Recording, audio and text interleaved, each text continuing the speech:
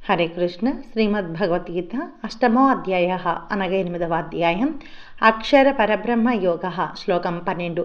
సర్వద్వారాణి సంయమ్య మనోహృది నిరుధ్య చ మూర్ధ్యాధాయాత్మనః ప్రాణ మా స్థితో యోగధారణా.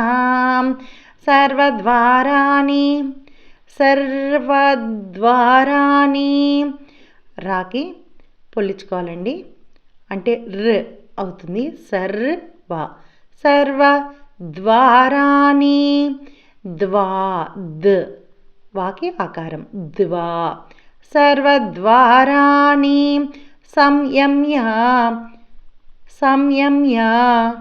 సంస్కృతంలో దీన్ని యాకి ముందు పూర్ణభీమం వస్తే సంయమ్య అని పలుకుతారండి. మనం వాడుకలో సంయమ్య అని పలుకుతాము. సర్వద్వారాని సంయమ్య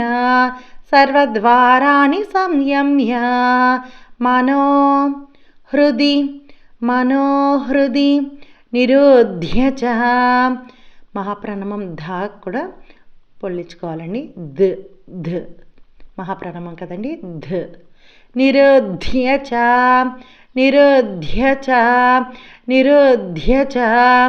మనోహృది నిరుధ్య చ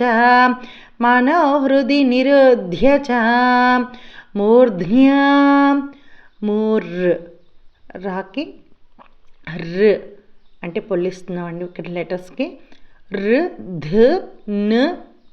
యాకి ఆకారం మూర్ధ్న్యా ధాయాత్ తాకు కూడా పొల్లించామండి. ధాయాత్ మనః విసర్గాల దగ్గర హా సైలెంట్ అవుతుందండి. ధాయాత్ మనః ప్రాణ మూర్ధ్నాధాయాత్ మనః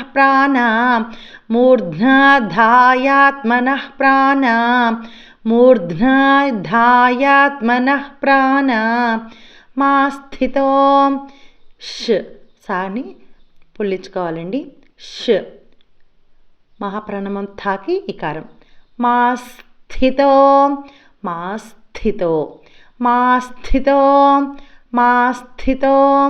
యోగధారణా.